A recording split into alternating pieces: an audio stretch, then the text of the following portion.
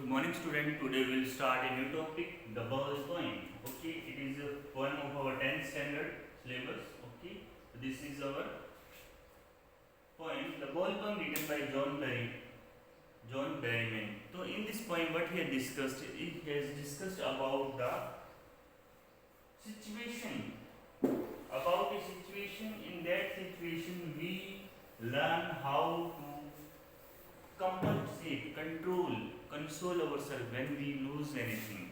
Mean how to understand the loss, how to compensate the loss. कैसे compensate करते हैं हम लॉस को. लॉस मतलब हम चीज खो देते हैं. Not only particular thing but we lose so many thing. हम जीवन में बहुत सी चीजें खोते हैं. एक बॉय लूजेस ए बॉल, एक बच्चा अपनी बॉल खो देता है. ही इज वेरी अपसेट और बहुत निराश हो जाता है. A ball doesn't cost much, एक बॉल की कीमत ज्यादा नहीं होती. Nor is difficult to buy another ball, ना ये मुश्किल है कि दूसरी बॉल ना खरीदी जा सके. Why then the boy is so upset, boy इतना निराश क्यों होता है. Read the poem to see what the poet think has been lost. ये पोएम पढ़ के हमें पता लगेगा कि पोएट क्या सोचता है कि क्या गुम हुआ. And what the boy has learn from the experience of losing something, और बच्चे ने क्या एक्सपीरियंस किया है कोई चीज खोने के बाद. तो इसमें लाइफ का जो सच्चाई है, सत्य है, the truth of the life, fact of the life, कि daily we lose anything, everything या something. Day by day when we grow up we lose so many things. We lose our friends, we lose our old classmates, we lose our family members. Okay, so how to come upon it, how to compensate this loss. It's a situation. घरों में क्या होता है, घरों में कोई बुजुर्ग आदमी एक्सपायर कर जाता है, हमें वो लॉस होता है फैमिली में. देन हम सीख जाते हैं जीना. We never die with the people who die in the family. Okay, but we learn how to survive. Mean this is the fact of the life. और ये बच्चा यही सीखता है कि एक बॉल तो छोटी सी चीज है, एक बॉल छोटी सी चीज है, लेकिन हम जीवन में बहुत सी चीज खोते हैं. और हमें ये जीवन की सच्चाई ये सीखनी ही होती है कि एक लॉस को कैसे बियर करते हैं, कैसे उसके ढलते हैं, कैसे उसको फेस करते हैं. तो what is the boy now who has lost his ball? What is the boy now who has lost his ball? कि जिस बच्चे ने अपनी बॉल को गुम कर दिया है. who has, जिसने गुम किया है. what is the boy, ये बच्चा क्या है. what is he do, वो क्या करेगा. I saw go it, I saw it go. what is he to do, उसे क्या करना है अभी, क्या करेगा वो, क्या करना चाहता है, क्या करना चाहिए जब उसकी बॉल गुम होगी. I saw it go, देखता हूं कि वो आगे बढ़ता है. Move. Merrily bouncing down the street, कि वो आयशा, मैंने देखा, और देख रहा होता है कि बच्चा. इट का मतलब होता है चाइल्ड, बच्चे के लिए इट यूज होता है. ओके, तो child. It go merrily bouncing down the street and then merrily over, then it is in the water. Okay, sorry, it is ball, boy is bouncing the ball. Okay, so eyesight, मैं देखता हूँ कि ये go merrily bouncing, happily bouncing. merrily का मतलब होता है happily, कि उसको खुशी से वो उछालता रहता है, बाउंस करता रहता है. बाउंसिंग मतलब उछालना, उछाल के खेलना. तो वो उछालता रहता है. डाउन द स्ट्रीट, नीचे जा रहा होता है गली में. एंड देन मैरिली ओवर, तब हैप्पीली इधर उधर घूमते हैं. There it is in the water, और फाइनली वो कहां चली जाती है, पानी में. It mean ball. ओके, तो बॉल कहां चली जाती है finally, in the water. Mean to say how the loss occur. When the boy was playing with the ball, when he was bouncing the ball ultimately fall in the water whole. Water hole mean water pond, water lake, somewhere there. Okay, तो वो पानी में जाके गिर जाती है. No use to say oh there are another ball. Mean जब loss हो गया तो बच्चे को ये दिलासा देने की जरूरत भी नहीं है, कोई फायदा नहीं है. मीन उस टाइम तो इम्पैक्ट रहेगा लॉस का कि उसने कोई चीज गुम होगी। तो अगर हम ये कहीं कोई बात नहीं, no use to say the others there are other ball, कि कोई बात नहीं, दुनिया में बहुत सी बोल है, ये कोई आखिरी बोल तो थी नहीं, तो ये कहने का भी कोई यूज नहीं है। क्यों? क्योंकि जिस टाइम हम अपनी चीज गुम करते हैं उस टाइम उस लॉस का इम्पैक्ट रहता है हमारे मन में, हमें दुख रहता है, अफसोस रहता है। And ultimate seeking grief fix the boy, क्योंकि उस समय अल्टीमेट सेकिंग ग्रीफ, दुख जो होता है ना उसको, इस चीज को फिक्स द बॉय, बॉय को फिक्स कर देता है। फिक्स का मतलब होता है एक जगह निढाल कर देना, एक जगह स्टेबल कर देना, कि उस टाइम उसको दुख होता है, अफसोस होता है। ग्रीफ, ओके, सेकिंग ग्रीफ मतलब दुख, ग्रीफ का मतलब होता है दुख, सेकिंग मतलब जो उसको हिला देता है, झकझोर देने वाला।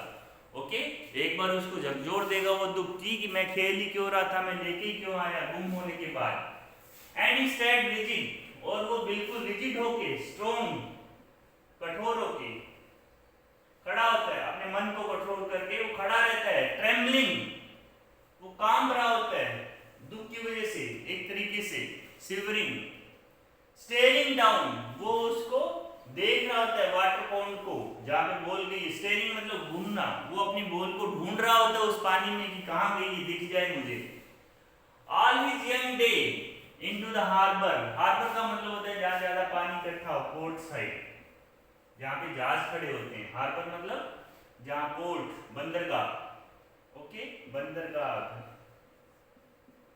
जहां जहाज खड़े होते हैं, पानी वाले शिप जहां पे खड़े होते हैं।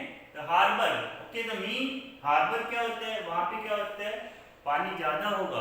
ओके, सो वहां पे जाना तो बच्चे के लिए पॉसिबल नहीं है। तो ऑल हिज यंग डेज, कि वो सारा दिन, यंग डेज का मतलब होता है सारा दिन, जब सुबह से लेकर शाम तक, दोपहर तक, ओके, यंग डे रहते हैं सारा दिन। इनटू द हार्बर, वो हार्बर पे रहता है जब पानी में उसकी बॉल गिरी थी। वेयर इज बॉल वेंट, जहां उसकी बॉल चली गई थी वहां वो खड़ा रहता है।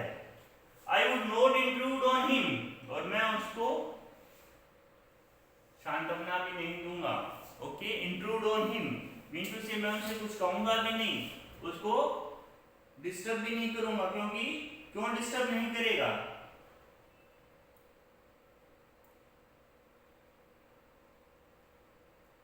क्यों डिस्टर्ब नहीं करेगा, क्योंकि वो नहीं चाहता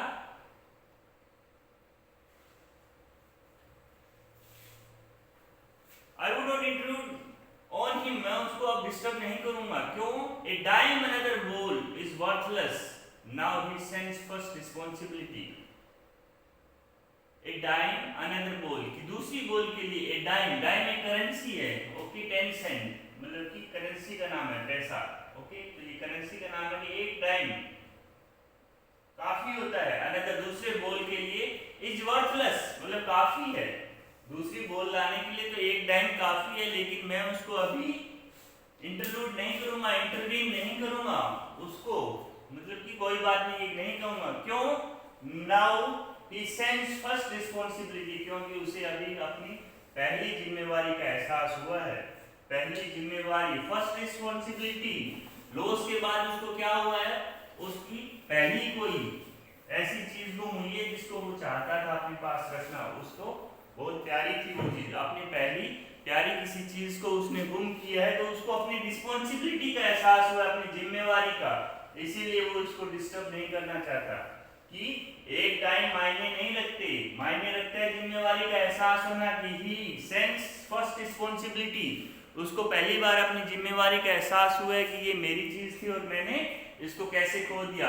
in world of possession, possession मतलब अधिकार, मतलब आप चीजें रखते हो ना, एक अपने पास रखना, कोई चीज आपके हक में होना, आपके अधिकार में होना, अपने कंट्रोल में होना कोई चीज। तो इन वर्ल्ड ऑफ पोजीशन, दुनिया में जहां लोग अपनी चीजें अपने पास रखते हैं, पीपल विल टेक बॉल्स, लोग जिम्मेवारियां लेते रहते हैं, लोगों के पास चीजें आती रहती हैं। बॉल्स विल लॉस्ट ऑलवेज, और बॉल जाती रहती है। Mean these balls represent here, okay, situation, जिम्मेवारियां, रिलेशंस। तो लोगों के पास गोल्स आते हैं, मतलब कि सो मेनी थिंग्स, ये लाइफ के फैक्ट्स हैं, फैक्ट ऑफ द लाइफ, मतलब कि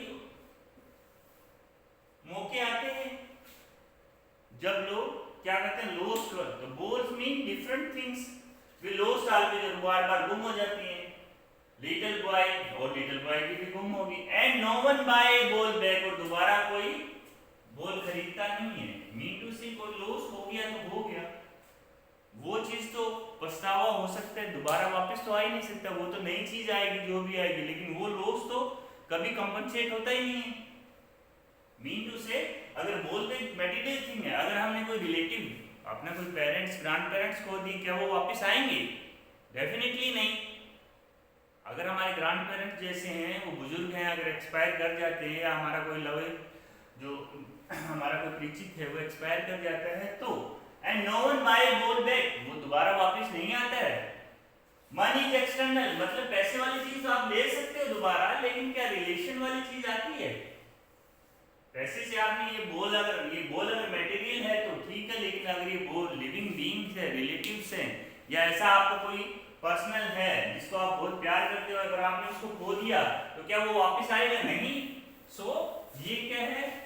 मनी इज एक्सटर्नल, मनी बाहर की चीज है, मनी मटेरियलिस्टिक, आप ये चीजें ले सकते हो, लेकिन ये चीज तो वापस आएगी नहीं। He is learning well behind this disparate eyes, और वो सीख रहा होता है। क्या सीख रहा होता है? अपनी होपलेसनेस। ओके, उसकी आंखों में उदासी होती है, होपलेस होता है, डिस्पैरेट, होपलेस, उदासी से भरा, वो बिल्कुल उदास होता है, होपलेस होता है, वो सीख रहा होता है। The epistemology of loss, epistemology of loss, okay, loss से उभरने का तरीका। ओके, लॉस से एपिस्टेमोलॉजी मतलब एक ही नेचुरल प्रोसेस है। ओके, नेचुरल प्रोसेस, नेचुरल तरीका है, ओके, जो कुदरत ने दिया है किसी लॉस को उभरने का। ओके, तो वो लॉस को उभरने का तरीका, उभरना, एपिस्टेमोलॉजी लॉस से उभरने का तरीका। ओके, तो वो कैसे सीख रहा होता है। हाउ टू स्टैंड अप, कि दोबारा जीवन में कैसे खड़ा होना है। Knowing what every man must one day know, और हर आदमी जानता है कि एक दिन, and most know many days, और बहुत से लोग बहुत सी चीजें पिछले काफी दिनों से सीख रहे होते हैं, क्योंकि लॉस तो लाइफ में रेगुलर होता रहता है, तो उस लॉस से पिछले मैनी डेज से वो लॉस को सीख रहे होते हैं। हाउ टू स्टैंड, की how to bear up, how to bear up, कैसे उस लॉस को समझा जाता है, कैसे उसको सस्टेन किया जाता है, कैसे उसको उस लॉस को बियर किया जाता है। ओके, उस लॉस से उभरा कैसे जाता है, कि हम जीवन में अच्छी चीजें खो देते हैं, और हम काफी दिनों से बहुत सी चीजें खोते हैं, एक बोल ही चीज नहीं है, पैसा, बोल, वेल्थ, रिलेटिव्स, ओके, अपने पेरेंट्स, अपने प्यारी चीजें, ओके, ये सब चीज हम जीवन में खोते हैं एक टाइम, क्योंकि लाइफ में death is fact, death is the truth, death तो सच्चाई है, ये तो क्या है, कंपल्सरी है, डेथ तो होना ही है। अगर हम धरती पे आ गए तो एक दिन मरना है, निश्चित है, सर्टेन है, ये क्या है, सर्टेन है, तो पक्का है। मीन लॉस तो कोई चीज आ गई, वो एक दिन, हर चीज का लाइफ होता है, चाहे आपकी खुद का जीवन हो, आपका मोबाइल हो, आपका बैट हो, आपकी बॉल हो, okay, they all will lost, एक दिन उसका लाइफ खत्म हो जाएगा, तो they will lost, and that time you have to stand up, mean you have to bear it up, उसको बियर करोगे, उससे उभरोगे और आगे चल पड़ोगे। This is the story of the life, this is the point which tell us about how to bear up the loss, कि हम लॉस को कैसे संभलते हैं, कैसे उभरते हैं। ओके, लॉस को बियर करना कैसे सीखते हैं, क्योंकि जीवन की सच्चाई है ये। Okay, this is our point, तो very good point, it is very informative point. Okay, इसमें कुछ वर्ड दिए हुए हैं, वो वर्ड याद कर लीजिएगा। ओके, इसमें एक अच्छा वर्ड दिया है, epistemology of loss, understanding the nature of loss. Okay, loss के कारण को जानना, मीन ये नेचुरल प्रोसेस है।